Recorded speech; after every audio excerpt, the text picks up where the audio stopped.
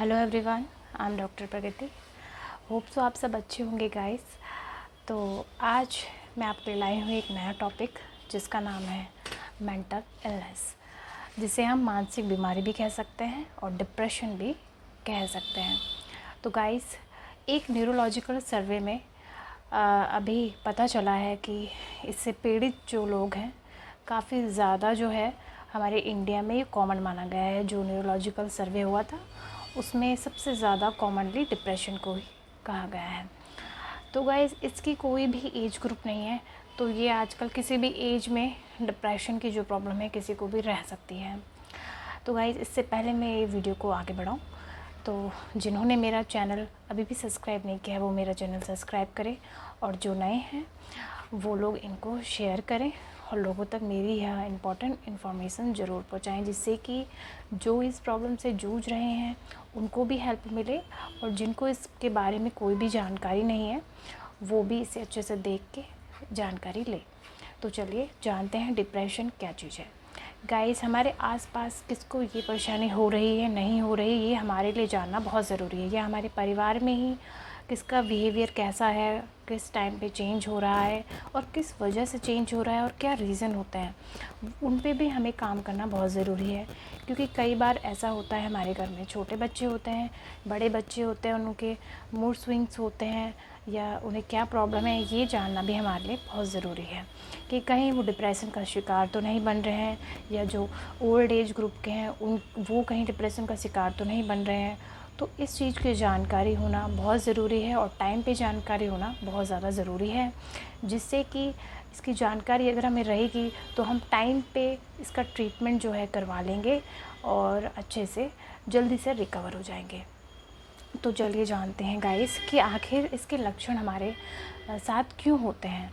इसमें गाइस दो कंपोनेंट होते हैं, एक तो होता है बायोलॉजिकल कॉज, एक होता है साइकोलॉजिकल कॉज। बायोलॉजिकल जो कॉज होता है उसमें केमिकल जब कम हो जाते हैं हमारी बॉडी में तो ही जो है हमें डिप्रेशन के शिकार हो जाते हैं। उसमें क्या होता है कि डॉक्टर्स कुछ मेडिसिन देते हैं जिसके द्वारा वो केमिकल्स की मात्रा बढ़ा देते हैं, जैसे डोपामाइन होता है, नोरेपेनेफ्रिन होता है, और इस तरीके के हमारे केमिकल्स होते हैं जिसकी कमी हमारी बॉडी में अगर हो जाती है तो उसकी वजह से हमें डिप्रेशन होने के शिकार हो सकते हैं।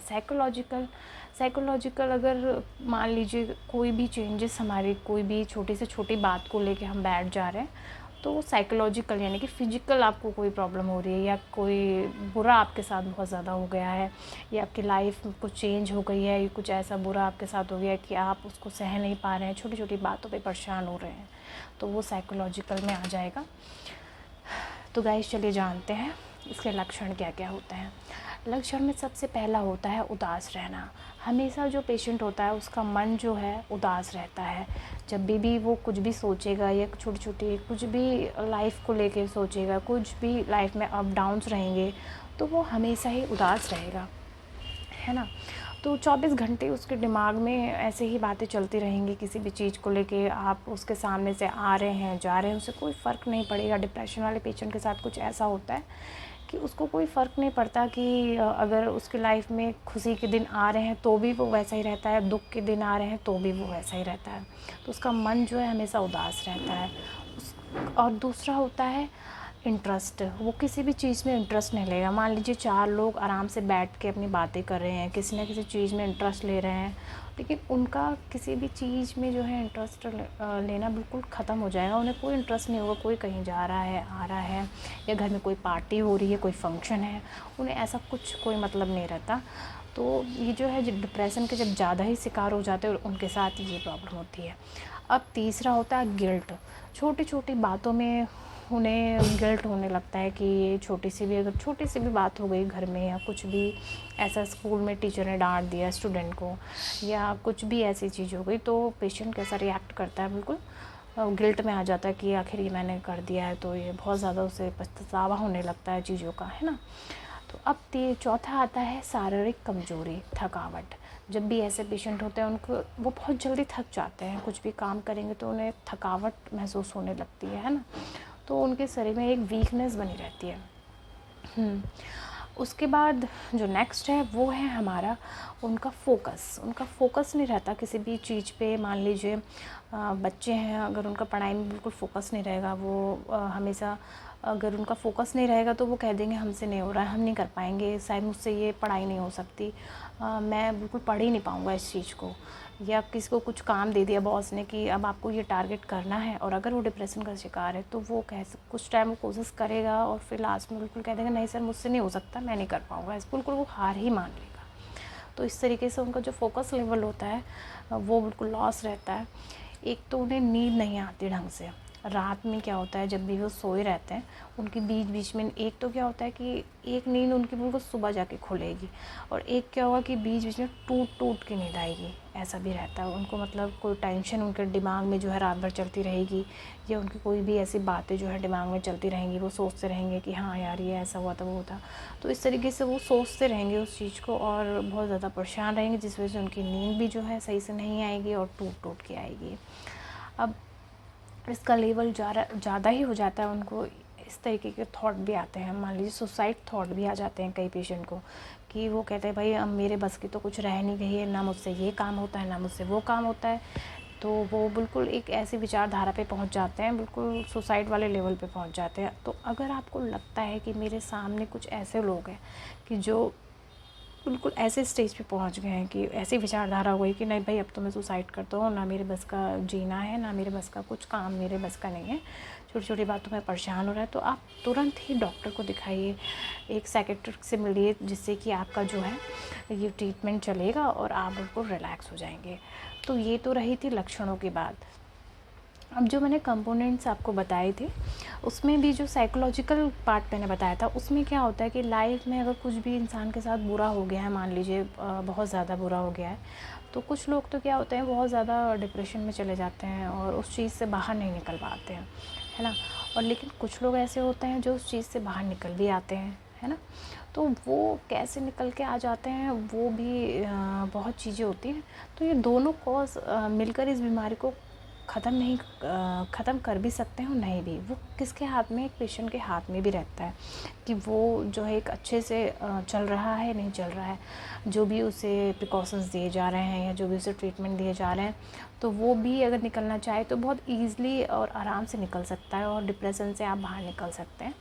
तो इसमें कोई भी परेशान होने वाली बात नहीं है। तो चलिए अब जान लेते हैं कि मेडिकेशन क्या क्या इसमें रहता है।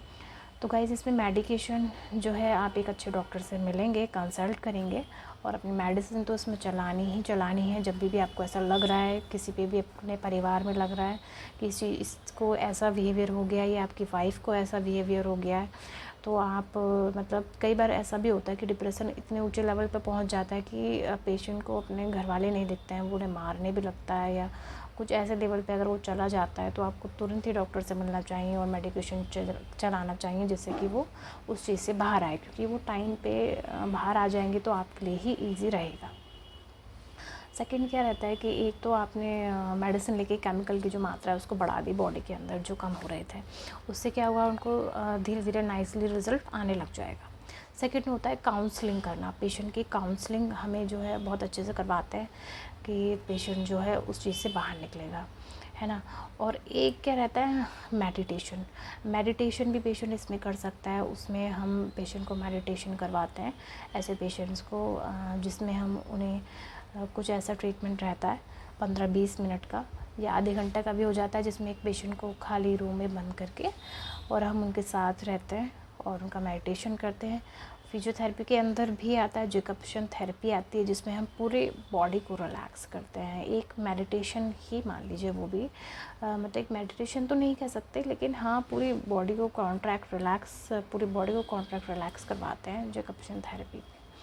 और फिजियोथेरेपी पे कुछ ऐसी मशीनें हैं जो डिप्रेशन के लिए जिससे मूड सेट रहते हैं, वो भी हम लगा सकते हैं उन पेशेंट्स को, और उनकी मसल्स को रिलैक्स कर सकते हैं, जिससे कि उनकी जो है आसपास की मसल्स भी रिलैक्स हो जाएं। तो ये भी कर सकते हैं। बट ज़्यादातर जो है पेशेंट मेडिकेशन और काउंसलिंग पे रहते हैं, मेडिटेशन पे रहते हैं।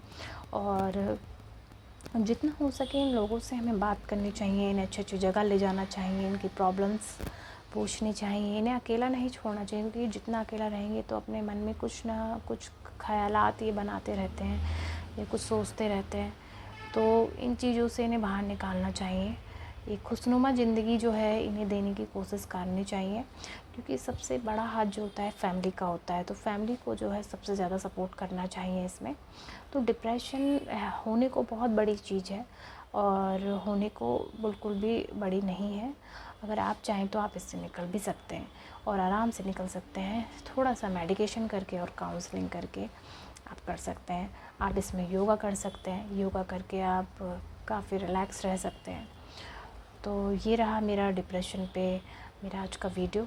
अगर आपको ये पसंद आता है तो आप मेरी वीडियो को लाइक करें, सब्सक्राइब करें और शेयर भी ज़रूर करें, जिससे कि लोगों तक मेरी इन्फॉर्मेशन पहुंचेगी और ज़रूरतमंद लोग इसे देख के ये कर सकते हैं। और गाइस, अगर आपको लगता है कि मेरी वीडियो अच्छी आती है तो आप मुझे कमेंट करके बता सकते हैं, जिससे कि मेरा मोटिवेशन बढ़ेगा और मैं आपके लिए और भी अच्छी वीडियो लेके आऊँगी। तो अब मैं मिलती हूँ आपसे नेक्स्ट वीडियो में। Thank you so much everyone. नमस्कार। जय उत्तराखंड।